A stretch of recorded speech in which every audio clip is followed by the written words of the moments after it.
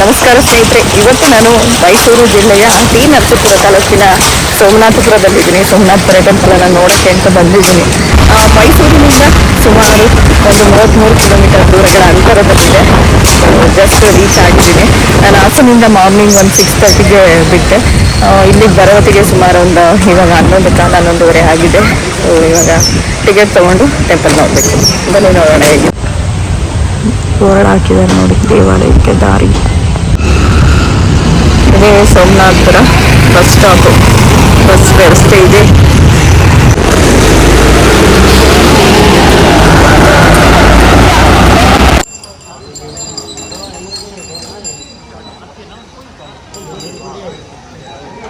ನಮಸ್ಕಾರ ಸ್ನೇಹಿತರೆ, welcome to my channel Triveni blogs. ಇವತ್ತಿನ ಒಂದು ವಿಡಿಯೋದಲ್ಲಿ ನಾನು ನಮ್ಮ ಕರ್ನಾಟಕದಲ್ಲಿರ್ತಕ್ಕಂತಹ ಮತ್ತೊಂದು ಪ್ರಸಿದ್ಧವಾದಂತಹ ಹೊಯ್ಸಳ ದೇಗುಲವನ್ನ ನಿಮ್ಮೆಲ್ಲರಿಗೂ ತೋರಿಸೋಣ ಅಂದ್ಬಿಟ್ಟು ಬಂದಿದ್ದೀನಿ. ಇವತ್ತು ಯಾಕೆ ಕೂತು ಮಾತಾಡ್ತಿದ್ದೀನಿ ಅಂತ ಅಂದ್ರೆ, ಅಲ್ಲಿ ನನಗೆ ವಿಡಿಯೋಗ್ರಫಿ ಮಾಡ್ಲಿಕ್ಕೆ ಸಾಕಷ್ಟು ಅವಕಾಶ ಸಿಗ್ಲಿಲ್ಲ, ಫೋಟೋಗ್ರಫಿ ಮಾಡ್ಲಿಕ್ಕೆ ಅಷ್ಟೇ ಅವಕಾಶವಿತ್ತು. ಸೊ ಅದನ್ನೇ ನಿಮ್ ಮುಂದೆ ತೋರಿಸುವಂತಹ ಒಂದು ಪುಟ್ಟ ಪ್ರಯತ್ನವನ್ನ ನಾನು ಮಾಡ್ತಾ ಇದ್ದೀನಿ. ನಿಮ್ಮೆಲ್ಲರಿಗೂ ಗೊತ್ತಿರೋ ಹಾಗೆ ನನಗೆ ಹೊಯ್ಸಳ ಟೆಂಪಲ್ಸ್ ಅಂದ್ರೆ ಬಹಳನೇ ಇಷ್ಟ. ಸುಮಾರು 1 ವರ್ಷಗಳಿಗಿಂತಲೂ ಅಧಿಕವಾಗಿ ನಾನು ಆ ಟೆಂಪಲ್ ಅನ್ನ ನೋಡ್ಬೇಕು ಅನ್ನುವಂತಹ ಒಂದು ಪುಟ್ಟ ಕನಸನ್ನ ಕಟ್ಟಿದ್ದೆ. ಸೊ ಇತ್ತೀಚೆಗೆ ಆ ಒಂದು ಟೆಂಪಲ್ಗೆ ನಾನು ವಿಸಿಟ್ ಕೂಡ ಮಾಡಿದೆ. ಸೊ ಹಾಗಾಗಿ ನಿಮ್ಮೊಂದಿಗೆ ಆ ಟೆಂಪಲ್ ಬಗ್ಗೆ ಒಂದಿಷ್ಟು ಮಾಹಿತಿಯನ್ನ ಹಂಚಿಕೊಳ್ಳೋಣ ಅಂದ್ಬಿಟ್ಟು, ನಮ್ಮ ಕರ್ನಾಟಕದಲ್ಲಿ ಇತ್ತೀಚಿನ ವರ್ಷಗಳಲ್ಲಿ ವಿಶ್ವ ಪಾರಂಪರಿಕ ತಾಣಗಳ ಪಟ್ಟಿಗೆ ಕೆಲವೊಂದಿಷ್ಟು ಹೊಯ್ಸಳ ದೇಗುಲಗಳನ್ನ ಸೇರಿಸಲಾಯಿತು. ಅದರಲ್ಲಿ ನಮ್ಮ ಹಾಸನ ಜಿಲ್ಲೆಯ ಬೇಲೂರು ಮತ್ತು ಹಳೆಬೀಡಿನ ಹೊಯ್ಸಳ ದೇಗುಲಗಳು ಸಹ ಸೇರಲ್ಪಡುತ್ತೆ. ಇವುಗಳ ಜೊತೆಗೆ ಮೈಸೂರು ಜಿಲ್ಲೆಯ ಟಿ ನರಸೀಪುರ ತಾಲೂಕಿನ ಸೋಮನಾಥಪುರದ ಕೇಶವ ದೇಗುಲವನ್ನ ಸಹ ವಿಶ್ವ ಪಾರಂಪರಿಕ ಪಟ್ಟಿಗಳ ತಾಣಕ್ಕೆ ಸೇರಲ್ಪಡುತ್ತೆ. ಅಷ್ಟೊಂದು ಅದ್ಭುತವಾದಂತಹ ಹೊಯ್ಸಳ ವಾಸ್ತುಶಿಲ್ಪವನ್ನು ಹೊಂದಿರತಕ್ಕಂತಹ ದೇಗುಲ ಸೋಮನಾಥಪುರದ ದೇಗುಲ ಅಂತಾನೆ ಹೇಳ್ಬೋದು. ಸಾಕಷ್ಟು ವೆಲ್ ಮೇಂಟೈನ್ಡ್ ಟೆಂಪಲ್ ಅಂತಾನೆ ಹೇಳ್ಬೋದು. ಪರಿಸರವನ್ನ ತುಂಬಾನೇ ಅಚ್ಚುಕಟ್ಟಾಗಿ ಕಾಪಾಡ್ಕೊಂಡಿದ್ದಾರೆ. ಮತ್ತೆ ಟಿಕೆಟ್ ತಗೊಂಡು ಒಳಗೋಗ್ಬೇಕಾಗ್ತದೆ. ಭಾರತೀಯ ಪ್ರಜೆಗಳಿಗೆ 20 ರೂಪೀಸ್ ಇದೆ, 20 ರೂಪಾಯಿ ಇದೆ. ಆನ್ಲೈನ್ ಟಿಕೆಟ್ ಅನ್ನ ಅಲ್ಲಿಯೇ ತೆಗೆದುಕೊಂಡು ಹೋಗ್ಬೋದು, ಅಥವಾ ಅವರು ವೆಬ್ಸೈಟ್ ಥ್ರೂ ಬುಕ್ ಮಾಡಿಕೊಂಡು ಸಹ ಹೋಗ್ಬೋದು. ನಾನು ಅದು ವೆಬ್ಸೈಟ್ ಒಂದು ಸ್ಕ್ರೀನ್ ಶಾಟ್ ಸಹ ನಿಮಗೆ ಕೊಟ್ಟಿರ್ತೀನಿ. ಹೋಗುವಂತಹ ಮುಂಚೆನೆ ನೀವು ಬುಕ್ ಮಾಡಿಕೊಂಡು ಸಹ ಹೋದ್ರೆ ನಿಮ್ಗೆ ಅಲ್ಲಿ ಟೈಮ್ ಉಳಿಯುತ್ತೆ. ಇನ್ನು ದೇಗುಲವನ್ನ ನೋಡೋದಾದ್ರೆ, ಮೊದಲಿಗೆ ವಿಶಾಲವಾದಂತಹ ಪಾರ್ಕ್ 2 ಬದಿಯಲ್ಲಿ ಸಿಗುತ್ತೆ. ಹೋಗುವ ಮಧ್ಯ ಭಾಗದಲ್ಲಿ ಆ ಕಡೆ ಈ ಕಡೆ ನೋಡಿದ್ರೆ ಪಾರ್ಕ್ ಅನ್ನು ತುಂಬಾನೇ ವೆಲ್ ಮೇಂಟೈನ್ಡ್ ಅಂತಾನೆ ಹೇಳ್ಬೋದು. ದೇಗುಲದ ಸಮೀಪದಲ್ಲಿ ಹೋದ್ರೆ ಒಂದು ದೊಡ್ಡದಾದಂತಹ ಮರ ಇದೆ. ದೇಗುಲದ ಮುಂಭಾಗದಲ್ಲಿ ಬೋರ್ಡ್ಗಳಿವೆ. ನೀವು ಅದರಲ್ಲಿ ಸಾಕಷ್ಟು ಇನ್ಫಾರ್ಮೇಶನ್ ಹಾಕಿದ್ದಾರೆ, ಅದನ್ನ ನೀವು ನೋಡ್ಬೋದು. ಈ ದೇಗುಲ ಯಾವ ರೀತಿ ಅಂದ್ರೆ, ಸುತ್ತಲೂ ಕಾಂಪೌಂಡ್ ರೀತಿಯಲ್ಲಿ, ಕಲ್ಲಿನ ಗೋಡೆಯ ರೀತಿಯಲ್ಲಿ ಸುತ್ತುವ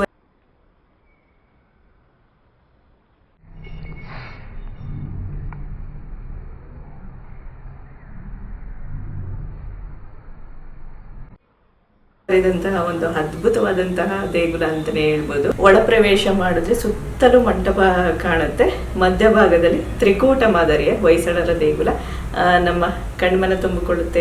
ಸ್ನೇಹಿತರೆ, ಈ ಒಂದು ದೇಗುಲವನ್ನ ಹೊಯ್ಸಳರ ದೊರೆಯಾದಂತಹ 3ನೇ ನರಸಿಂಹನ ಕಾಲದಲ್ಲಿ ಆತನ ಕಂದಾಯ ಅಧಿಕಾರಿಯಾಗಿದ್ದಂತಹ ಸೋಮನಾಥ ಎಂಬಾತನು ಕ್ರಿಸ್ತಶಕ 1268ರಲ್ಲಿ ಈ ಒಂದು ದೇಗುಲವನ್ನ ಕಟ್ಟಿಸಿರ್ತಾನೆ. ಸೋಮನಾಥ ದಂಡನಾಯಕ ಈ ಒಂದು ಊರಿನಲ್ಲಿ ದೇಗುಲವನ್ನ ಕಟ್ಟಿಸಿದ್ದರಿಂದ ಈ ಊರಿಗೆ ಸೋಮನಾಥಪುರ ಅನ್ನುವಂತಹ ಒಂದು ಹೆಸರು ಬಂದಿರತಕ್ಕಂಥದ್ದು.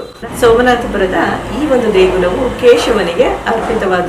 ಒಂದು ಎತ್ತರವಾದ ನಕ್ಷತ್ರಾಕಾರದ ತಳಹದಿಯ ಮೇಲೆ ಈ ಒಂದು ದೇಗುಲ ಜಗತಿಯ ಮೇಲೆನೆ ನಿರ್ಮಾಣಗೊಂಡಿದ್ದು. ಹೊರಭಾಗದ ಗೋಡೆಗಳನ್ನು ನೋಡಿದ್ರೆ ಸೂಕ್ಷ್ಮವಾದಂತಹ ಸಾಕಷ್ಟು ಕೆತ್ತನೆಗಳು ನಮ್ಮ ಕಣ್ಮನವನ್ನ ಸೆಳೆಯುತ್ತವೆ. ಒಂದೇ ಜಗತಿಯ ಮೇಲೆ 3 ಗರ್ಭಗುಡಿಗಳನ್ನ ನಾವು ಕಾಣಬಹುದು. ಮೊದಲನೆಯದಾಗಿ ಮುಖ್ಯ ಗರ್ಭಗುಡಿಯಲ್ಲಿ ವೇಣುಗೋಪಾಲ, ತದನಂತರ ಕೇಶವ ಮತ್ತೆ ಜನಾರ್ದನನ ಗರ್ಭಗುಡಿಗಳಿರುವುದನ್ನ ನಾವಿಲ್ಲಿ ಕಣ್ತುಂಬಿಕೊಳ್ಬಹುದು. ಈ ಒಂದು ದೇಗುಲದಲ್ಲಿ ಪೂಜೆಗಳು ನಡೆಯುವುದಿಲ್ಲ. ಯಾಕೆ ಅಂತಂದ್ರೆ, ಇಂದಿನ ಕಾಲದಲ್ಲಿ ಈ ಒಂದು ದೇಗುಲ ದಾಳಿಗೆ ಒಳಪಟ್ಟಿದೆ. 1311 ಹಾಗೂ 1326ರ ಅವಧಿಯಲ್ಲಿ ದೆಹಲಿಯ ಸುಲ್ತಾನರಿಂದ ದಾಳಿಗೆ ಒಳಪಟ್ಟಂತಹ ಒಂದು ಇತಿಹಾಸವಿದೆ.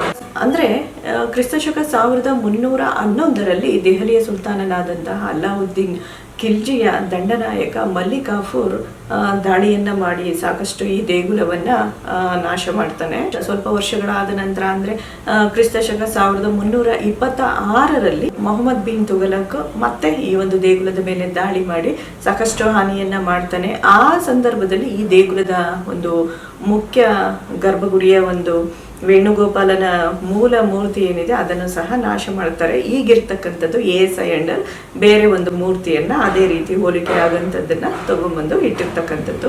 ಹಾಗಾಗಿ ಹಿಂದೆ ಸ್ಥಾಪನೆ ಮಾಡಿದಂತಹ ಮೂಲ ದೇವರು ಈ ಒಂದು ಗುಡಿಯಲ್ಲಿ ಭಿನ್ನ ಆಗಿರುವಂತಹ ಕಾರಣ ಈ ಒಂದು ದೇಗುಲದಲ್ಲಿ ಇಂದು ಪೂಜೆ ನಡೆಯುವುದಿಲ್ಲ.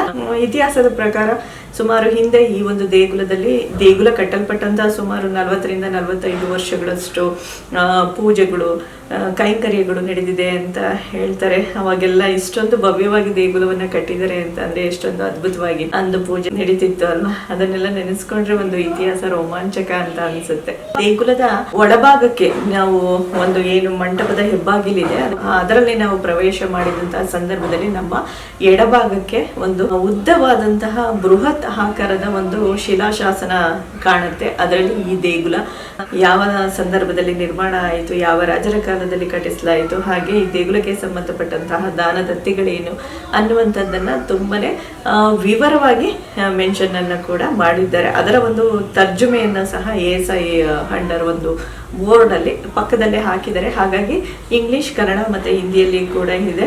ಪ್ರವಾಸಿಗರು ಅದನ್ನ ನೋಡಿ ದೇಗುಲದ ಬಗ್ಗೆ ಸಾಕಷ್ಟು ವಿಷಯವನ್ನ ಮೊದಲು ತಿಳಿದುಕೊಂಡು ತದನಂತರ ದೇಗುಲವನ್ನ ನೋಡೋದಕ್ಕೆ ಹೋದ್ರೆ ಹೆಚ್ಚಿನ ಒಂದು ಮಾಹಿತಿ ಜಾಸ್ತಿ ಅರ್ಥ ಆಗ್ಲಿಕ್ಕೆ ಹೆಲ್ಪ್ ಆಗುತ್ತೆ ಅಂತಾನೆ ಹೇಳ್ಬೋದು. ಈ ಹೊಯ್ಸಳರು ಏಕಕೂಟ, ದ್ವಿಕೂಟ, ತ್ರಿಕೂಟ, ಚತುಷ್ಕೂಟ ಮತ್ತೆ ಪಂಚಕೂಟ ದೇಗುಲಗಳನ್ನ ಕಟ್ಟಿರೋದಕ್ಕೆ ಹೆಸರುವಾಸಿ ಅಂತಾನೆ ಹೇಳ್ಬಹುದು. ಹಾಗೆ ನೋಡೋದಾದ್ರೆ ನಮ್ಮ ಹಾಸನ ಜಿಲ್ಲೆಯ ಬೇಲೂರಿನ ಒಂದು ಚನ್ನಕೇಶವ ದೇಗುಲ ಏಕಕೂಟ ಮಾದರಿಯ ದೇಗುಲಕ್ಕೆ ಹೆಸರುವಾಸಿಯಾಗಿದೆ ಅಂತಾನೆ ಹೇಳ್ಬೋದು. ಹಾಗೆ ದ್ವಿಕೂಟ ಮಾದರಿಗೆ ಹಳೆಬೀಡಿನ ಹೊಯ್ಸಳೇಶ್ವರ ಮತ್ತೆ ಶಾಂತಲೇಶ್ವರ ದೇಗುಲ ಹೆಸರುವಾಸಿಯಾಗಿದೆ. ಹಾಗೆ ತ್ರಿಕೂಟ ಮಾದರಿಯ ದೇಗುಲಕ್ಕೆ ಈ ಒಂದು ಸೋಮನಾಥಪುರದ ಕೇಶವ ದೇಗುಲ ಅತ್ಯಂತ ಜನಪ್ರಿಯವಾಗಿದೆ. ಈ ಒಂದು ದೇಗುಲವನ್ನ ಹೊಯ್ಸಳರು ಬಳಪದ ಕಲ್ಲಿನಿಂದ ಜಗತಿಯ ಮೇಲೆ ಕಟ್ಟಿಸಿದ್ದಾರೆ. ಬಳಪದ ಕಲ್ಲು ಸಾಮಾನ್ಯವಾಗಿ ಬಿಳಿ, ನೀಲಿ ಮತ್ತೆ ತಿಳಿ ಹಸಿರು ಹಾಗೆ ಸ್ವಲ್ಪ ಕಪ್ಪು ಮಿಶ್ರಿತವಾಗಿಯೂ ಸಹ ವಿವಿಧ ಮಾದರಿಯಲ್ಲಿ ಕಂಡು ಬರುತ್ತೆ. ನೀವು ಸಾಕಷ್ಟು ಹೊಯ್ಸಳ ದೇಗುಲಗಳಿಗೆ ಭೇಟಿ ಕೊಟ್ಟಿದ್ರೆ ಅದರ ಒಂದು ಏನು ಡಿಫ್ರೆನ್ಸ್ ಅನ್ನ ನೀವು ಕಲ್ಲಿನಲ್ಲಿ ಇರ್ತಕ್ಕಂತಹ ಡಿಫ್ರೆನ್ಸ್ ಅನ್ನ ಸಹ ನೀವು ಗಮನಿಸಿ ನೋಡ್ಬೋದು ಕೂಡ.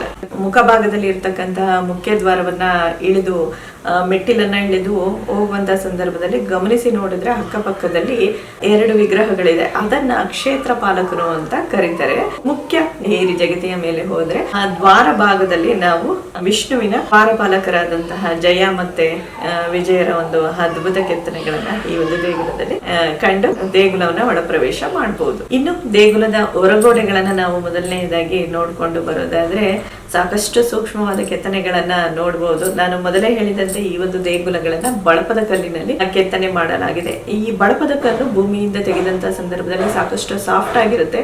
ಹಾಗಾಗಿ ಅದು ಕೆತ್ತನೆ ಮಾಡೋದಕ್ಕೆ ಶಿಲ್ಪಿಗಳಿಗೆ ಈಸಿ ಆಗಿರುತ್ತೆ. ಕಲ್ಲುಗಳು ಸಂಪೂರ್ಣವಾಗಿ ನೀಟಾಗಿ ಕೆತ್ತನೆ ಆದಂತಹ ಸಂದರ್ಭದಲ್ಲಿ ಅವುಗಳನ್ನ ಕ್ರಮವಾಗಿ ಯಾವ ಕಲ್ಲಾದ್ಮೇಲೆ ಯಾವ್ದು ಬರಬೇಕು, ಇವಾಗ ಒಂದು ರಾಮಾಯಣದ್ದು ಮಹಾಭಾರತ ಕೆತ್ತನೆಗಳನ್ನ ಆ ಒಂದು ಗೋಡೆಗಳಲ್ಲಿ ತೋರಿಸುವಂತಹ ಒಂದು ಜಂಗ ಮತ್ತೆ ಪುನರ್ಜಂಗ ಭಾಗದಲ್ಲಿ ತೋರಿಸುವಂತಹ ಪ್ರಯತ್ನವನ್ನ ಮಾಡಿದ್ದಾರೆ ಅಂತ ಅಂದ್ರೆ ಅವುಗಳನ್ನ ಕ್ರಮವಾಗಿ ಜೋಡಿಸಬೇಕಾಗ್ತದೆ. ಸೊ ಇಂಟರ್ಲಾಕಿಂಗ್ ಸಿಸ್ಟಮ್ ಮೂಲಕ ಒಂದು ಕಲ್ಲುಗಳನ್ನ ಈ ಒಂದು ದೇಗುಲದಲ್ಲಿ ಜೋಡಿಸಿ ತುಂಬಾನೇ ಅದ್ಭುತವಾದಂತಹ ದೇಗುಲವನ್ನ ಕಟ್ಟಿದ್ದಾರೆ ಅಂತಾನೆ ಹೇಳ್ಬಹುದು. ಇನ್ನು ದೇಗುಲದ ಹೊರಭಿತ್ತಿಗಳನ್ನ ನಾವು ಗಮನಿಸಿ ನೋಡಿದ್ರೆ ಅಲ್ಲಿ ನಾವು ಸಾಕಷ್ಟು ಗೋಪುರಗಳ ಮಿನಿಯೇಚರ್ಸ್ ಗಳನ್ನ ವಿಭಿನ್ನ ಮಾದರಿಯನ್ನ ಕಾಣಬಹುದು. ಅಂದ್ರೆ ಒಂದು ಕಡೆ ನಾವು ದ್ರಾವಿಡ ಒಂದು ಗೋಪುರದ ಮಾದರಿಗಳನ್ನ ಕಂಡು ಬಂದ್ರೆ ಮತ್ತೊಂದು ಕಡೆ ನಾಗರ ಶೈಲಿ, ಈ ನಾರ್ತ್ ಟೆಂಪಲ್ಸ್ ಅಲ್ಲಿ ಇರುತ್ತೆ ನೋಡಿ, ಆತರ ದ್ರಾವಿಡ ಮತ್ತೆ ನಾಗರ ಶೈಲಿಯ ಒಂದು ಮಿಕ್ಸ್ ಮಾಡಿ ಒಂದು ಗೋಪುರವನ್ನ ಕಟ್ಟಿರ್ತಾರೆ. ಅಂತಹ ಒಂದು ಗೋಪುರಕ್ಕೆ ವೇಷರ ಶೈಲಿಯ ಗೋಪುರ ಅಂತಾನೆ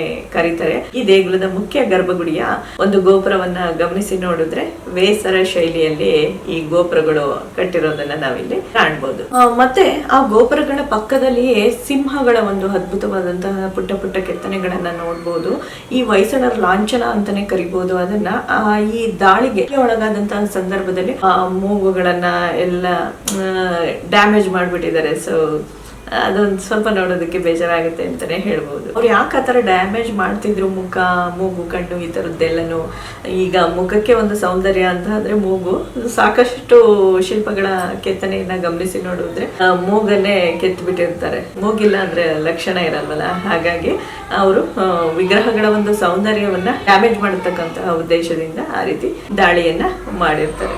ಹಿಂದೆ ಹೊಯ್ಸಳರ ಕಾಲದಲ್ಲಿ ಈ ಒಂದು ದೇಗುಲದಲ್ಲಿ ಸಾಕಷ್ಟು ಸಂಪತ್ತನ್ನ ಸಹ ಅಡಗಿಸಿಟ್ಟಿದ್ರಂತೆ. ಸುತ್ತಲಿನ ಒಂದು ಮಂಟಪದ ಪ್ಲಾಟ್ಫಾರ್ಮ್ ಸುಮಾರು ಕೊಠಡಿಗಳಿದೆ. ಅಲ್ಲಿ ಪುಟ್ಟ ಪುಟ್ಟ ಗರ್ಭಗುಡಿಗಳು, ಕೆಲವೊಂದರಲ್ಲಿ ವಿಗ್ರಹಗಳಿದೆ, ಮತ್ತೊಂದರಲ್ಲಿ ಇಲ್ಲ.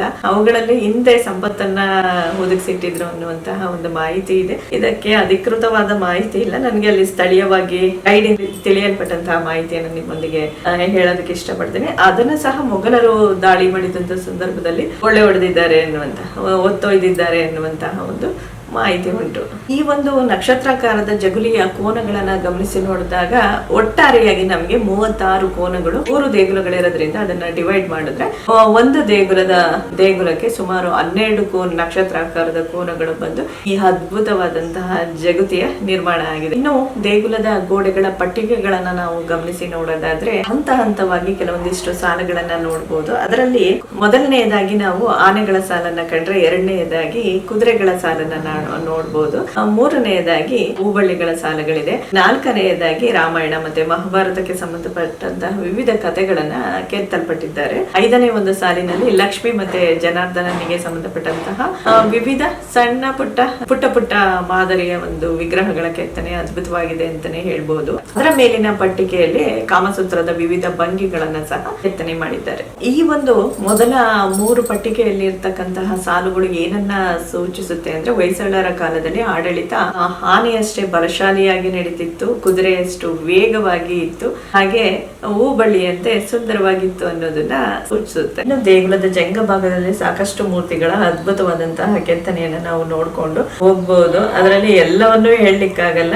ಮುಖ್ಯವಾಗಿ ನಾವು ನೋಡ್ತಾ ಹೋದ್ರೆ ವಿಷ್ಣು ಕುಳಿತಿರುವಂತಹ ಭಂಗಿಯಲ್ಲಿರೋದು, ಅದಕ್ಕೆ ಏನು ಆದಿಶೇಷ ಎಡೆಯನ್ನ ಒತ್ತಿರ್ತಕ್ಕಂಥದ್ದು, ಡ್ಯಾನ್ಸಿಂಗ್ ಗಣೇಶ ಇರ್ಬೋದು, ಡ್ಯಾನ್ಸಿಂಗ್ ಲಕ್ಷ್ಮಿ, ಸರಸ್ವತಿ, ಶಿವ ಮತ್ತೆ ಪಾರ್ವತಿ ಈ ತರದಿದೆ. ಅಂದ್ರೆ ಈ ಒಂದು ದೇಗುಲ ವಿಷ್ಣುವಿಗೆ ಸಮರ್ಪಿತವಾಗಿರೋದ್ರಿಂದ ಸಾಕಷ್ಟು ವಿಷ್ಣುವಿನ ವಿವಿಧ ಅವತಾರಗಳೇ ಹೆಚ್ಚಿಗೆ ಇದೆ ಅಂತಾನೆ ಹೇಳ್ಬೋದು.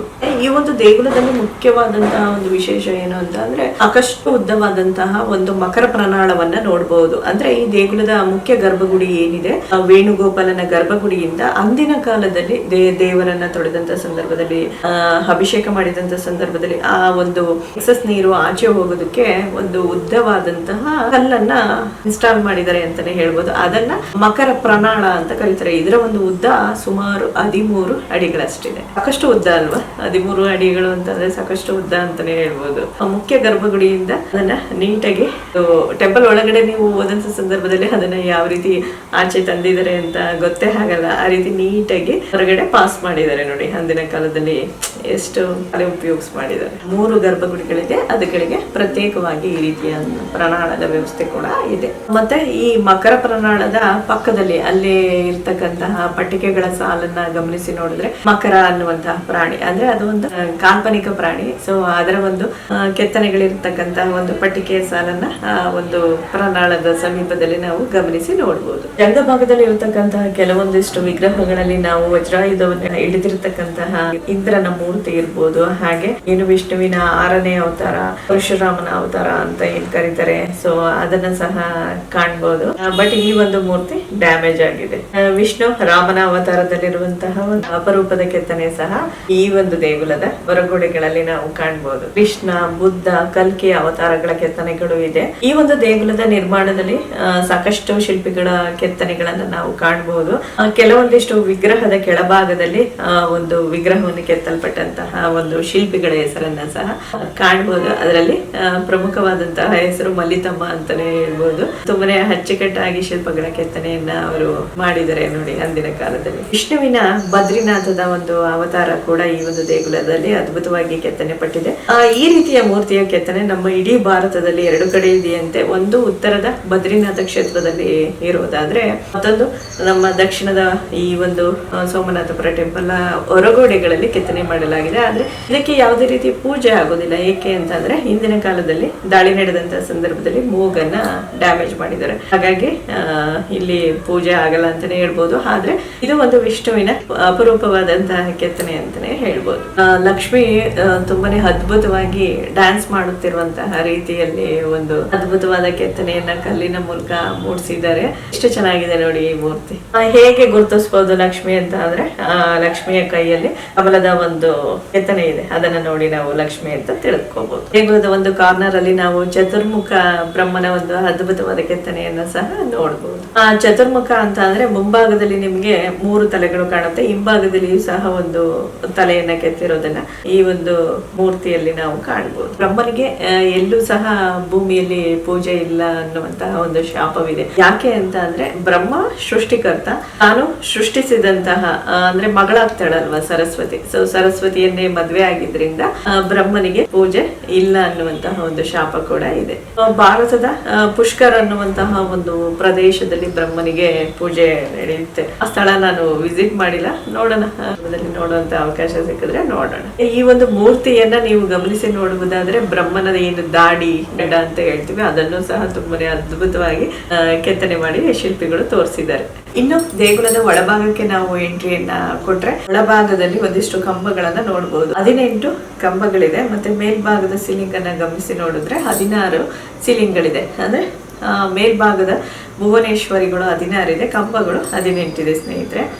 ಈ ದೇಗುಲ ವಿಷ್ಣುವಿನ ದೇಗುಲ ಆದ್ರಿಂದ ಇಲ್ಲಿ ಆತನ ಹೆಂಡತಿ ಲಕ್ಷ್ಮಿಗೆ ಒಂದು ಪ್ರಾಧಾನ್ಯತೆಯನ್ನು ಕೊಟ್ಟಿದ್ದಾರೆ ಅಂತಾನೆ ಹೇಳ್ಬೋದು. ಯಾವ ರೀತಿ ಅಂತಂದ್ರೆ ಆಕೆಗೆ ಪ್ರಿಯವಾದಂತಹ ಹೂವು ಕಮಲ ಅಲ್ವಾ. ಸೊ ಭುವನೇಶ್ವರಿಗಳಲ್ಲಿ ಕಮಲದ ಹೂವು ಮೊಗ್ಗಿನಿಂದ ಹಿಡಿದು ಹಂತವಾಗಿ ಯಾವ ರೀತಿ ಅರಳುತ್ತೆ ಅನ್ನೋದನ್ನ ತುಂಬಾನೇ ಅದ್ಭುತವಾಗಿ ಕೆತ್ತನೆಯನ್ನ ಮಾಡಿ ತೋರಿಸಿದ್ದಾರೆ ಈ ಒಂದು ದೇಗುಲದಲ್ಲಿ. ದೇಗುಲಕ್ಕೆ ಎಂಟ್ರಿ ಕೊಟ್ಟಂತಹ ಸಂದರ್ಭದಲ್ಲಿ ಮೊದಲನೆಯ ಒಂದು ಭುವನೇಶ್ವರಿಯಲ್ಲಿ ಇರ್ತಕ್ಕಂತಹ ಒಂದು ಕೆತ್ತನೆಯನ್ನ ನಾವು ಗಮನಿಸಿ ಒಂದು ಚೂರು ವಿವರಣೆಯನ್ನ ತಿಳಿದುಕೊಳ್ಳೋಣ. ಮೊದಲನೇ ಒಂದು ಸಾಲಿನಲ್ಲಿ ನಾವು ನೋಡೋದಾದ್ರೆ ವಿವಿಧ ವಾದ್ಯ ವೃಂದಗಳನ್ನ, ಸುಮಾರು ಒಂದು 64 ವಿದ್ಯೆಗಳು ಅಂದಿನ ಕಾಲದಲ್ಲಿ ಎಲ್ಲರಿಗೂ ಗೊತ್ತಿರ್ತಿತ್ತು ಅನ್ನುವಂತ ಒಂದು ಮಾತಿದೆ ನೋಡಿ.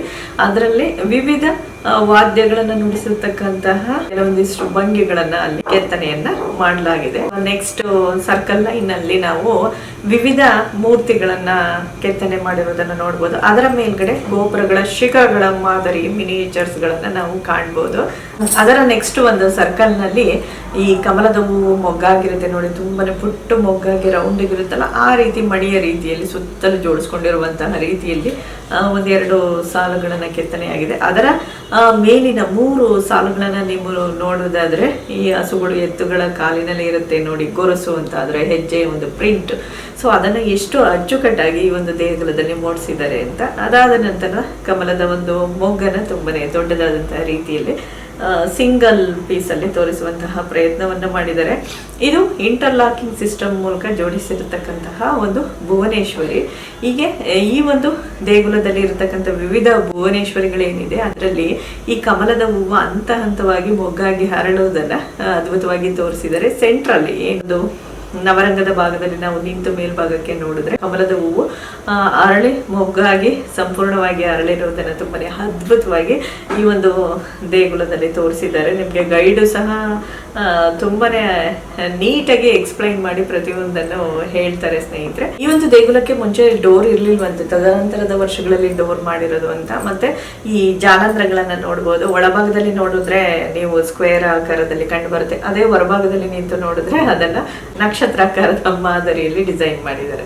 ಇವಾಗ ಡೋರ್ ಇದೆ, ಡೋರು ಸಹ ತುಂಬಾನೇ ಚೆನ್ನಾಗಿ ಒಂದು ಐ ಥಿಂಕ್ ಟೀಕ್ವುಡ್ ಆರ್ ಬೀಟೆ ಅಂತ ಅನ್ಸುತ್ತೆ, ಸಕ್ಕದ ಮಾಡಿದ್ದಾರೆ. ಡೋರ್ ಅಂತೂ ತುಂಬಾನೇ ಚೆನ್ನಾಗಿದೆ. ಐ ಥಿಂಕ್ ಇಂದಲೇ ಕ್ರಮ ತೆಗೆದುಕೊಂಡು ಮಾಡಿರೋದು ಅನ್ಸುತ್ತೆ. ದೇಗುಲವನ್ನ ಎಂಟ್ರಿ ಆದಂತಹ ಸಂದರ್ಭದಲ್ಲಿ ಒಂದು ಜಗತಿಯ ಕಟ್ಟೆಯ ರೀತಿಯಲ್ಲಿ ಸಹ ಸಿಗುತ್ತೆ. ಪ್ರಾಯಶಃ ಹಿಂದಿನ ಕಾಲದಲ್ಲಿ ಆ ದೇಗುಲದಲ್ಲಿ ನಡೀತಿದ್ದಂತಹ ಪೂಜೆಗಳಿರ್ಬೋದು ಅಥವಾ ಯಾವ್ದಾದ್ರು ಸಾಂಸ್ಕೃತಿಕ ಕಾರ್ಯಕ್ರಮಗಳು ಅಥವಾ ನೃತ್ಯ ಸೇವೆ ಈ ತರದ್ ಏನಾದ್ರು ನಡೆದ್ರೆ ಗಣ್ಯ ವ್ಯಕ್ತಿಗಳು ಕುಳಿತುಕೊಂಡು ನೋಡೋದಕ್ಕೆ ಒಂದು ವ್ಯವಸ್ಥೆಯಾಗಿ ಅದನ್ನ ಮಾಡಿರ್ಬೋದು ಸ್ನೇಹಿತರೆ. ಈ ಒಂದು ಭುವನೇಶ್ವರಿಯಲ್ಲಿ ಏನು ಈ ರೀತಿ ವಿಶೇಷವಾಗಿ ಒಂಥರ ಗೆರೆ ರೀತಿಯಲ್ಲಿ ಮೂಡಿ ಬಂದಿದೆ ಅಂತ ನೀವು ನೋಡ್ಬೋದು. ಇದನ್ನ ವಿಷ್ಣುವಿನ ಪವಿತ್ರ ಉಂಗರ ಅಂತ ಕರೀತಾರಂತೆ.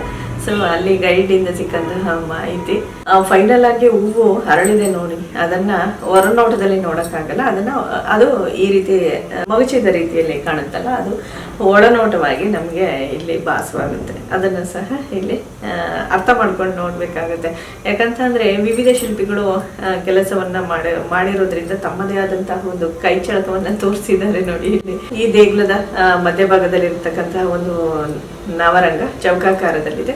ಸಾಕಷ್ಟು ಪುಟ್ಟ ಮಾದರಿಯಲ್ಲಿದ್ರು ನೋಡೋದಕ್ಕೆ ಅಚ್ಚುಕಟ್ಟಾಗಿದೆ ಅಂತಾನೆ ಹೇಳ್ಬೋದು. ನವರಂಗದ ಕಂಬಗಳು ಒಟ್ಟಾರೆಯಾಗಿ 18 ಇದೆ. ಇದರಲ್ಲಿ ಕಂಬಗಳಲ್ಲಿ ಡಿಫ್ರೆನ್ಸ್ ಅನ್ನು ನೋಡ್ಬೋದು. ಕೆಲವೊಂದು ಕೈಯಲ್ಲಿ ಕೆತ್ತಲ್ಪಟ್ಟಿರುವಂತಹ ಕಂಬಗಳಿದೆ ನೋಡಿ, ಈಗ ತೋರಿಸ್ತಾ ಇದೆಯಲ್ಲ, ಇದು ಕೈಯಲ್ಲಿ ಕೆತ್ತಲ್ಪಟ್ಟಿರತಕ್ಕಂತಹ ಒಂದು ಕಂಬ ಆದ್ರೆ ಹೀಗೆ ತೋರಿಸ್ತಾ ಇದ್ದೀನಿ ನೋಡಿ. ಇದು ಆಗಿನ ಕಾಲದಲ್ಲಿ ಈ ಲೇಟ್ ಮೆಷಿನ್ಸ್ ಅಂತ ಏನ್ ಕರೀತಾರೆ, ಆ ಒಂದು ಯಂತ್ರಗಳನ್ನ, ಆ ಒಂದು ಉಪಕರಣಗಳನ್ನ ಬಳಸ್ಕೊಂಡು ಕೆತ್ತಲ್ಪಟ್ಟಿರ್ತಕ್ಕಂಥದ್ದು. ಹೇಗೆ ನೋಡಿ ನೈಸ್ ಆಗಿ ರೌಂಡ್ಗೆ ಒಳಪಾಗಿ ಬಂದಿದೆ.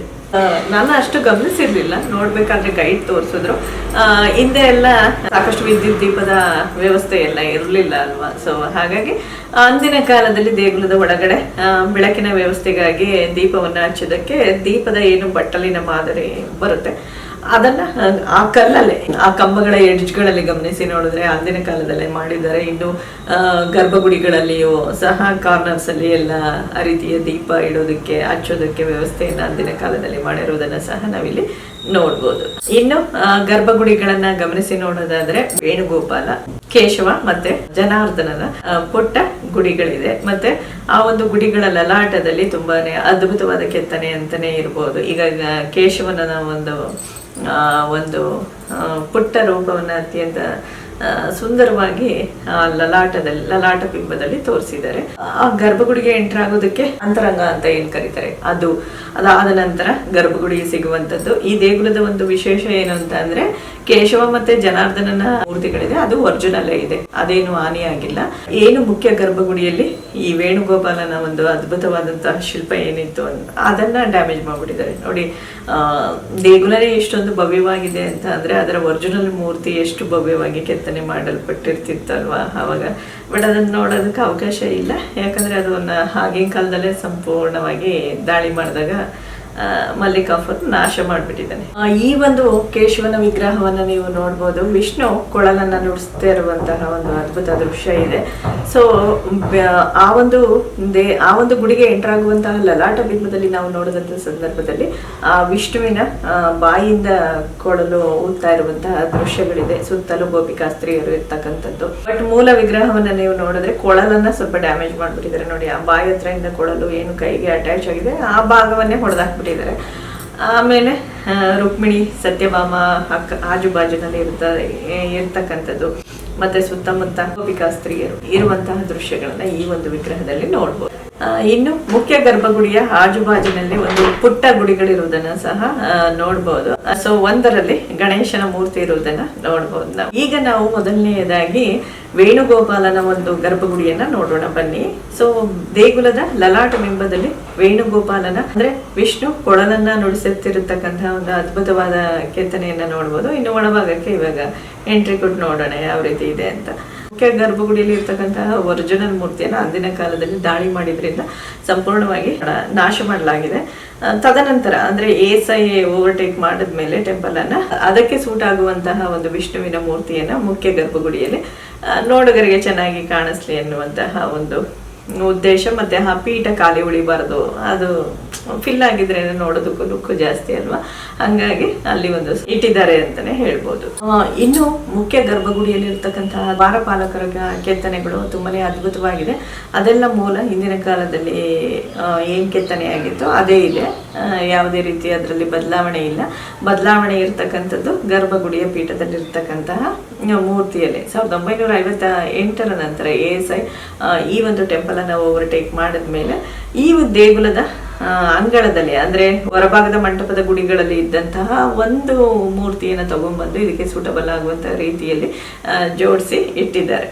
ಏನು ಹಿಂದಿನ ಕಾಲದಲ್ಲಿ ಲೇತ್ ಮೆಷಿನ್ಸ್ ಅಂತ ಕರಿತೀವಿ ಕಂಬಗಳನ್ನ ಮಾಡೋದಕ್ಕೆ, ಕಂಬಗಳನ್ನ ಆ ರೀತಿ ರೌಂಡ್ ಆಗಿ ಮಾಡೋದಕ್ಕೆ ಆನೆ ಮತ್ತೆ ಕುದುರೆಗಳನ್ನ ಬಳಸ್ಕೊಂಡು ಅದ್ರ ಶಕ್ತಿ ಬಹಳ ಬೇಕಾಗುತ್ತೆ ನೋಡಿ. ಆ ಒಂದು ಯಂತ್ರವನ್ನ ತಿರುಗಿಸ್ಲಿಕ್ಕೆ ಆನೆ ಮತ್ತೆ ಕುದುರೆಗಳನ್ನ ಬಳಸ್ಕೊಂಡು ಆ ಕಂಬಗಳ ಮಾದರಿಗಳನ್ನ ಮಾಡಿರ್ತಕ್ಕಂಥದ್ದು.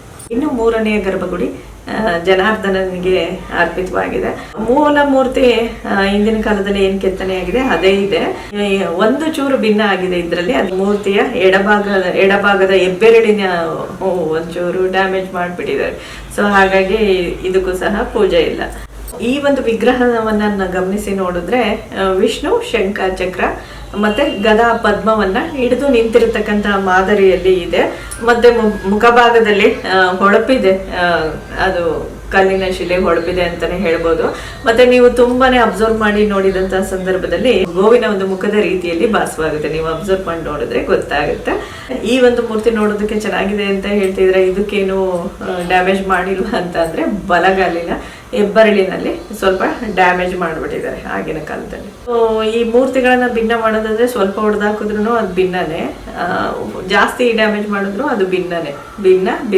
ಸ್ನೇಹಿತರೆ, ಈ ಒಂದು ಶಿಲ್ಪದಲ್ಲಿ ನೀವು ಗಮನಿಸಿ ನೋಡ್ಬೋದು, ಸಾಲಾಗಿ ಒಂದಿಷ್ಟು ಶಿಲ್ಪಗಳ ಕೆತ್ತನೆಗಳು ಪಟ್ಟಿಕೆಯಲ್ಲಿದೆ.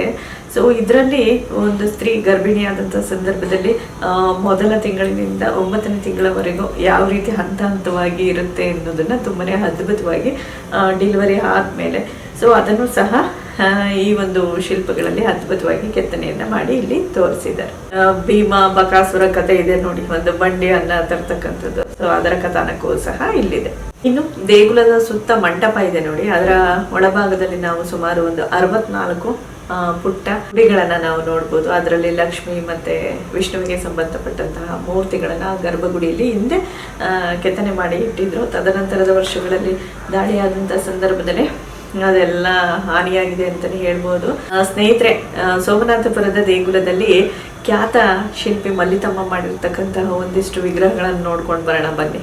ಇನ್ನು ಈ ಒಂದು ವಿಗ್ರಹದ ಕೆತ್ತನೆಯನ್ನು ನೋಡ್ಬೋದು. ಸೊ ನಮ್ಮ ಕರ್ನಾಟಕದ ಅಧಿದೇವತೆ ಅಂತಾನೆ ಹೇಳ್ಬೋದು, ಮೈಸೂರಿನ ಚಾಮುಂಡೇಶ್ವರಿ. ಈ ಒಂದು ಶಿಲ್ಪದಲ್ಲಿ ಚಾಮುಂಡೇಶ್ವರಿ ಮಹಿಷಾಸುರನನ್ನ ಅಂದ್ರೆ ಮಹಿಷಾಸುರ ಕೋಣನ ರೂಪದಲ್ಲಿ ರಾಕ್ಷಸನಾಗಿ ಬರ್ತಾನೆ. ಸೊ ಅಂತ ಸಂದರ್ಭದಲ್ಲಿ ಆತನನ್ನ ಮರ್ದನ ಮಾಡ್ತಾಳೆ ಚಾಮುಂಡೇಶ್ವರಿ. ಸೊ ಒಂದು ಕೈಯಲ್ಲಿ ಆತನ ಒಂದು ತಲೆಯನ್ನ ಮೆಟ್ಟಿ ಹಿಡಿತಾಳೆ, ಮತ್ತೊಂದು ಕೈಯಲ್ಲಿ ತ್ರಿಶೂಲವನ್ನ ಹಾಕಿ ಆತನ ಒಂದು ಕರಳನ್ನ ಹೊರಗೆ ಬರೆಸ್ತಾಳೆ. ಸೊ ಈ ಒಂದು ಶಿಲ್ಪದಲ್ಲಿ ನೀವು ನೋಡ್ಬೋದು, ಶಿಲ್ಪಿ ಎಷ್ಟು ಅದ್ಭುತವಾಗಿ ಕರುಳು ಸಹ ಯಾವ ರೀತಿ ಇರುತ್ತೆ ಅದನ್ನು ಸಹ ಹೊರಬರುವಂತಹ ರೀತಿಯಲ್ಲಿ ಎಷ್ಟು ಚೆನ್ನಾಗಿ ಕರಳನ್ನು ಸಹ ತೋರಿಸಿದ್ದಾರೆ ಅಂತ. ಈ ಒಂದು ಶಿಲ್ಪವನ್ನ ಕೆತ್ತಿರೋದು ಮಲ್ಲಿತಮ್ಮ. ಸೊ ಯಾಕೆ ಅಂತಂದ್ರೆ ಅದಕ್ಕೆ ಅಧಿಕೃತವಾಗಿ ಕೆಲವೊಂದಿಷ್ಟು ಶಿಲ್ಪಿಗಳು ತಾವು ಕೆತ್ತಲ್ಪಟ್ಟಂತ ಸಂದರ್ಭದಲ್ಲಿ ಅಧಿಕೃತವಾಗಿ ತಮ್ಮ ಹೆಸರುಗಳ ಇರಲಿ ಅಂದ್ಬಿಟ್ಟು ಕೆತ್ತನೆ ಮಾಡಿದ್ರು, ಕೆಲವೊಬ್ರು ಮಾಡ್ತಿರ್ಲಿಲ್ಲ. ಸೊ ಈ ಒಂದು ಶಿಲ್ಪವನ್ನ ಮಲ್ಲಿತಮ್ಮ ಮಾಡಿರೋದಕ್ಕೆ ಸಾಕ್ಷಿಯಾಗಿ ಅದರ ಒಂದು ವಿಗ್ರಹದ ಕೆಳಗಡೆ ಅದನ್ನ ಶಿಲ್ಪಿಯ ಹೆಸರನ್ನ ಕೆತ್ತಲಾಗಿದೆ.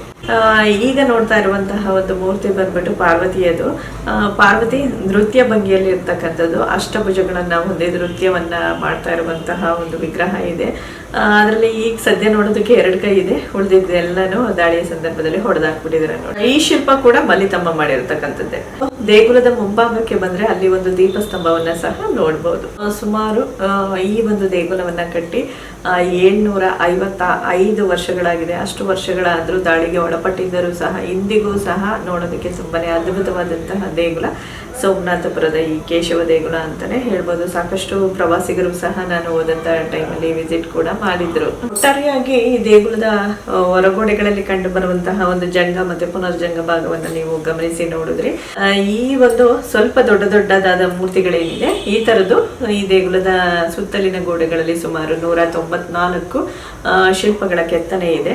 ಅದರಲ್ಲಿ ವಿಷ್ಣುವಿಗೆ ಸಂಬಂಧಪಟ್ಟಂತೆ ಸುಮಾರು 164 ಕೆತ್ತನೆಗಳೇನಿದೆ ಅದೆಲ್ಲ ವಿಷ್ಣುವಿಗೆ ಸಂಬಂಧಪಟ್ಟಂತಹ ವಿವಿಧ ಆಕಾರಗಳಿಗೆ ಡೆಡಿಕೇಟ್ ಆಗಿದೆ ಅಂತಾನೆ ಹೇಳ್ಬೋದು. ಹಾಗೆ ಈ ಪುಟ್ಟ ವಿಗ್ರಹಗಳ ಕೆತ್ತನೆ ಇದೆಯಲ್ಲ ಅದು ಸುಮಾರು 6000ಕ್ಕೂ ಅಧಿಕವಾದಂತಹ ಕೆತ್ತನೆಗಳು ಈ ಒಂದು ದೇಗುಲದ ಒಂದು ಹೊರಗೋಡೆಗಳಲ್ಲಿ ಕಾಣ್ಬೋದು. ಹಾಗಾಗಿ ಸಾಕಷ್ಟು ಅದ್ಭುತಗಳನ್ನ ಹೊಂದಿರೋದ್ರಿಂದಲೇ ಯುನೆಸ್ಕೋ ವರ್ಲ್ಡ್ ಹೆರಿಟೇಜ್ ಸೈಟ್ಗೆ ಈ ಒಂದು ದೇಗುಲವನ್ನ ಸೇರಿಸಲ್ಪಟ್ಟದ್ದು. ಈ ಒಂದು ಕೆತ್ತನೆಯಲ್ಲಿ ನೀವು ನೋಡ್ಬೋದು, ಏನು ಒಂದೇ ತಲೆ ಆನೆಗೆ ದೇಹ ಮಾತ್ರ ಬೇರೆ ಬೇರೆ ಆತರ 3D ಇಮೇಜ್ ತರ ಮೂಡಿಸಿದ್ದಾರೆ ಅಂತಾನೆ ಹೇಳ್ಬೋದು. ಇನ್ನು ಈ ಒಂದು ಕೆತ್ತನೆಯನ್ನ ನೀವು ನೋಡ್ಬೋದು, ಇದು ಆಯುರ್ವೇದದ ಒಂದು ಏನು ಗುರು ಅಂತಾನೆ ಹೇಳ್ಬೋದು, ಧನ್ವಂತರಿ ಅಂತ ಕರೀತಾರೆ. ಸೊ ಆ ಒಂದು ವಿಗ್ರಹವನ್ನ ನೀವು ಇಲ್ಲಿ ನೋಡ್ತಾ ಇದ್ದೀರಾ. ಈ ಒಂದು ವಿಗ್ರಹದ ಕೈಯಲ್ಲಿ ಅಮೃತ ಮತ್ತೆ ಔಷಧದ ಬಟ್ಟಲನ್ನ ಹಿಡಿದಿರೋದನ್ನ ಗಮನಿಸಿ ನೋಡ್ಬೋದು. God of Ayurveda Dhanvantari. ಮುಂದುವರೆದಂತೆ ವಿಷ್ಣುವಿನ ವಿವಿಧ ಅವತಾರಗಳಲ್ಲಿ ಪ್ರಮುಖವಾದನ್ನ ನಾವು ಗಮನಿಸಬಹುದು.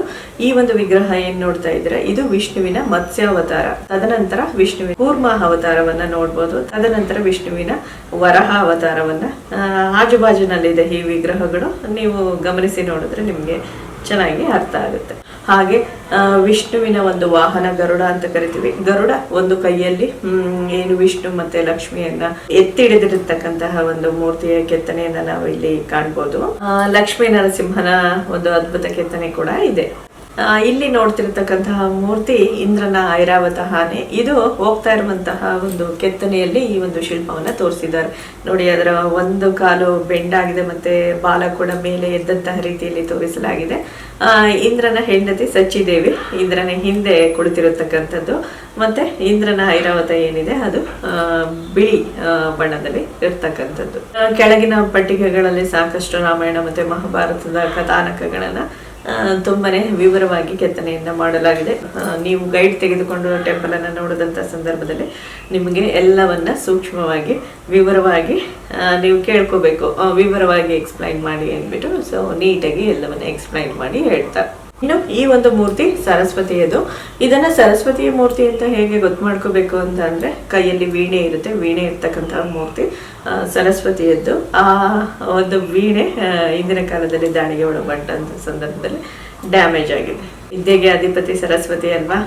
ಇನ್ನು ಕೃಷ್ಣನಿಗೆ ಸಂಬಂಧಪಟ್ಟಂತಹ ಸಾಕಷ್ಟು ಬಾಲ್ಯಾವಸ್ಥೆಯ ಒಂದು ಕಥಾನಕಗಳು ಏನ್ ಬರುತ್ತೆ ಅದನ್ನೆಲ್ಲ ಏನು ನಂದಗೋಕುಲದಲ್ಲಿ ಏನು ದೃಶ್ಯಾವಳಿಗಳು ನಡೆದಿರುತ್ತೆ ಹಿಂದೆ ಅದನ್ನೆಲ್ಲವನ್ನ ಸಹ ಪಟ್ಟಿಕೆಗಳಲ್ಲಿ ಕಾಣ್ಬೋದು. ಗೋಪಿಕಾ ಸ್ತ್ರೀಯರಿರ್ಬೋದು, ಕೃಷ್ಣನ ಒಂದು ಬಾಲ್ಯದ ತನ್ನ ತಾಯಿಯೊಂದಿಗೆ ಕಳೆದಂತಹ ಸಂದರ್ಭಗಳು ಇರ್ಬೋದು, ಈ ತರದ್ದೆಲ್ಲವನ್ನ ಕೆತ್ತನೆ ಮಾಡ್ಕೊಂಡು ಹೋಗಿದ್ದಾರೆ. ಈ ಪೂತನೆ ಎನ್ನುವಂತಹ ರಾಕ್ಷಸಿ ಕೃಷ್ಣನ ಮೇಲೆ ಅಟ್ಯಾಕ್ ಮಾಡ್ತಾಳೆ ನೋಡಿ, ಅದರ ಕಥಾನಕಗಳನ್ನು ಸಹ ಕೆತ್ತನೆಯನ್ನ ಮಾಡಿ ಅದ್ಭುತವಾಗಿ ತೋರಿಸಿದ್ದಾರೆ. ಏನು ಅಂತ ಅಂದ್ರೆ ವಿಶೇಷ ಒಂದು ಪುಟ್ಟ ಪುಟ್ಟ ಕೆತ್ತನೆಗಳಲ್ಲಿ ಸಾಕಷ್ಟು ಈ ರಾಮಾಯಣ ಮಹಾಭಾರತದ ಕೆತ್ತನೆಗಳನ್ನು ತುಂಬಾನೇ ಅದ್ಭುತವಾಗಿ ಅಂದಿನ ಕಾಲದಲ್ಲಿ ಯಾವ ರೀತಿ ಒಂದು ಕಥೆಯನ್ನ ಒಂದು ಇಂತಿಷ್ಟೇ ಜಾಗ ಕಲ್ಲಲ್ಲಿ ಮೂಡಿಸ್ಬೇಕು ಅಂದ್ರೆ ಅದು ಕಷ್ಟನೇ. ಒಂದು ಕೆಲವೊಂದು ದೇಗುಲಗಳಲ್ಲಿ ಈ ನರಸಿಂಹನ ಒಂದು ಮೂರ್ತಿ ಏನಿರುತ್ತೆ ಅದನ್ನ ಇಷ್ಟು ಮಾದರಿಯಲ್ಲಿ ಕೆತ್ತನೆ ಮಾಡಿರೋದನ್ನ ಸಹ ಸಾಕಷ್ಟು ದೇಗುಲಗಳಲ್ಲಿ ಕಂಡಿರ್ತೀವಿ. ಶಿಲ್ಪಿಗಳಿಗೆ ಏನ್ ಟ್ಯಾಲೆಂಟ್ ಇರ್ಬೇಕಲ್ವಾ, ಒಂದು ಇಷ್ಟೇ ಜಾಗದಲ್ಲಿ ಆ ಸಂಪೂರ್ಣ ಕತೆ ಬರಬೇಕು ಅಂತ ಅಂದಾಗ ಎಷ್ಟು ತಲೆಯನ್ನು ಉಪಯೋಗಿಸಿ ಕೆತ್ತನೆಯನ್ನ ಮಾಡಿರ್ಬೇಕಾಗ್ತದೆ. ಈ ಒಂದು ದೃಶ್ಯಾವಳಿಯಲ್ಲಿ ನೀವು ಹಂಸ ಪಕ್ಷಿಯ ಒಂದು ಜೀವನದ ವೃತ್ತಾಂತವನ್ನ ಎತ್ತಿದ್ದಾರೆ ಅಂತಾನೆ ಹೇಳ್ಬೋದು. ಅಂತ ಅಂದ್ರೆ ಈ ಹಂಸ ಪಕ್ಷಿ ತನ್ನ ಮರಿಗೆ ಆಹಾರವನ್ನ ಗುಟುಕಿನ ಮೂಲಕ ಕೊಕ್ರೆ ಏನಿರುತ್ತೆ ಅದ್ರ ಮೂಲಕ ತಿನ್ನಿಸ್ತಾ ಇರುವಂತಹ ಒಂದು ಅದ್ಭುತವಾದ ಕೆತ್ತನೆಯನ್ನ ಈ ಒಂದು ಚಿತ್ರಣದಲ್ಲಿ ನೀವು ಕಾಣ್ಬೋದು. ಈ ಒಂದು ಕೆತ್ತನೆ ವಿಷ್ಣು ಮತ್ತೆ ಲಕ್ಷ್ಮಿಯ ಒಂದು ವಿಗ್ರಹ ಅಂತಾನೆ ಹೇಳ್ಬೋದು. ಈ ಒಂದು ವಿಗ್ರಹವನ್ನ ನಾವು ನೋಡಿ ಒಂದು ವಿವರಣೆಯನ್ನ ಕೊಡೋದಾದ್ರೆ, ವಿಷ್ಣು ತನ್ನ ತೊಡೆಯ ಮೇಲೆ ತನ್ನ ಪತ್ನಿ ಲಕ್ಷ್ಮಿಯನ್ನ ಕೂರಿಸ್ಕೊಂಡಿದ್ದಾನೆ. ಆ ಲಕ್ಷ್ಮಿ ತನ್ನ ಒಂದು ಕಾಲನ್ನ ಎತ್ತಿ ಇಟ್ಟಿರುವಂತಹ ಮಾದರಿಯಲ್ಲಿದೆ. ಮತ್ತೆ ಮತ್ತೊಂದು ಕಾಲು ನೀವು ಗಮನಿಸಿ ನೋಡಿದ್ರೆ ಕಮಲದ ಹೂವಿನ ಮೇಲೆ ಆಕೆಯ ಕಾಲಿದೆ. ಆ ಕಾಲಿನ ಒಂದು ಭಾರಕ್ಕೆ ಹೂವು ಅಲ್ಗಾಡುತ್ತಿದೆ. ಅದನ್ನ ತಡೆಯೋದಕ್ಕೆ ಕೆಳಗಡೆ ಒಂದು ಪುಟ್ಟದಾದಂತಹ ಆನೆ ತನ್ನ ಸೊಂಡಲಿನಿಂದ ಆ ಒಂದು ಕಮಲಕ್ಕೆ ಸಪೋರ್ಟಿವ್ ಆಗಿ ಎತ್ತಿಡಿದಿದೆ. ಎಷ್ಟು ಅದ್ಭುತವಾಗಿ ಶಿಲ್ಪಿ ಒಂದು ಕಲ್ಪನೆಯಲ್ಲಿ ಈ ಚಿತ್ರಣ ಮೂಡಿ ಬಂದಿದೆ ನೋಡಿ. ಈ ಒಂದು ಶಿಲ್ಪವನ್ನ ಕೆತ್ತಿರುವಂತಹ ಶಿಲ್ಪಿಯ ಹೆಸರು ಮಸಣಿತಮ್ಮ ಅಂತ ಈ ಒಂದು ಶಿಲ್ಪಿಯ ಹೆಸರು. ಸುಮಾರು 68 ವರ್ಷಗಳ ಕಾಲ ಈ ದೇಗುಲ ಕಟ್ಟಲ್ಪಡೋದಕ್ಕೆ ಕೆಲಸ ನಡೀತಂತೆ. ಸುಮಾರು ಒಂದು 500ಕ್ಕಿಂತಲೂ ಹೆಚ್ಚು ಶಿಲ್ಪಿಗಳು ಕೆಲಸಗಾರರು ಈ ಒಂದು ದೇಗುಲದ ಕೆಲಸಕ್ಕೆ ತಮ್ಮ ಶ್ರಮವನ್ನ ವಹಿಸಿದರೆ. ಅದರಲ್ಲಿ ಮುಖ್ಯವಾಗಿ ಸುಮಾರು ಒಂದು 5 ಜನ ಶಿಲ್ಪಿಗಳ ಹೆಸರು ಹೆಚ್ಚು ಪ್ರಾಮುಖ್ಯತೆಯನ್ನು ಪಡೆದುಕೊಂಡಿದೆ ಅಂತಾನೆ ಹೇಳ್ಬೋದು. ಅದರಲ್ಲಿ 5 ಜನ ಫೇಮಸ್ ಆಗಿದ್ದಾರೆ. ಅದರಲ್ಲಿ 5 ಜನರಲ್ಲಿ ಮಲ್ಲಿತಮ್ಮ ಅನ್ನುವಂತಹ ಒಬ್ಬ ಶಿಲ್ಪಿ, ಆಮೇಲೆ ಮಸಣಿತಮ್ಮ, ಬಾಮೇಯ, ಚಾಮೇಯ, ಚೌಡಯ್ಯ ಅಂತ. ಇನ್ನು ಮಹಾಭಾರತಕ್ಕೆ ಸಂಬಂಧಪಟ್ಟಂತಹ ಕೌರವರು ಪಾಂಡವರಿಗೆ ಸಂಬಂಧಪಟ್ಟಂತಹ ಬಾಲ್ಯಾವಸ್ಥೆಯ ಸಾಕಷ್ಟು ಅವರು ವಿದ್ಯಾಭ್ಯಾಸ ಮಾಡ್ತಿದ್ದಂತಹ ಏನು ದ್ರೋಣಾಚಾರ್ಯರ ಒಂದು ಆಶ್ರಮದಲ್ಲಿ ವಿದ್ಯಾಭ್ಯಾಸವನ್ನು ಮಾಡ್ತಿರ್ತಾರೆ. ಆಗ ನಡೆದಂತಹ ಸಾಕಷ್ಟು ಅವರ ಬಾಲ್ಯಾವಸ್ಥೆಯ ಒಂದು ಕೆತ್ತನೆಗಳನ್ನು ಸಹ ಈ ಒಂದು ದೇಗುಲಗಳಲ್ಲಿ ನೋಡ್ಬೋದು. ಮಹಾಭಾರತದ ಯುದ್ಧದ ಸಮಯದಲ್ಲಿ ಕಾಣುವಂತಹ ಕೆಲವೊಂದಿಷ್ಟು ದೃಶ್ಯಗಳು ಸಹ ಕಂಡು ಬರುತ್ತೆ ಈ ಒಂದು ದೇಗುಲದ ಪಟ್ಟಿಕೆಗಳಲ್ಲಿ.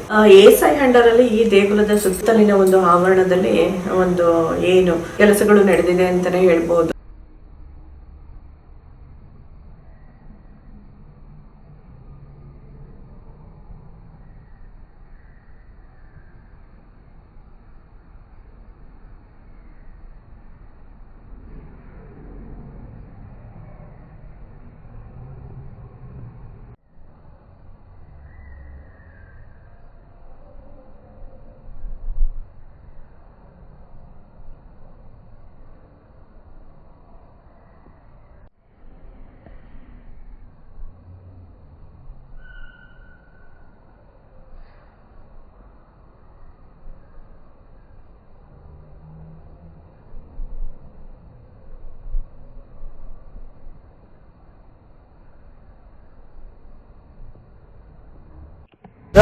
ಮೈಸೂರಿಂದ ಮತ್ತು ಬನ್ನೂರು ಭಾಗದಿಂದ ಇರ್ಬೋದು, ಸೋಮನಾಥಪುರದಿಂದ ಯಾರಾದರೂ ವಿಡಿಯೋ ನೋಡಿದ್ರೆ ಕಮೆಂಟ್ ಸೆಕ್ಷನ್ ಮೂಲಕ ತಿಳಿಸೋದನ್ನ ಮರಿಬೇಡಿ.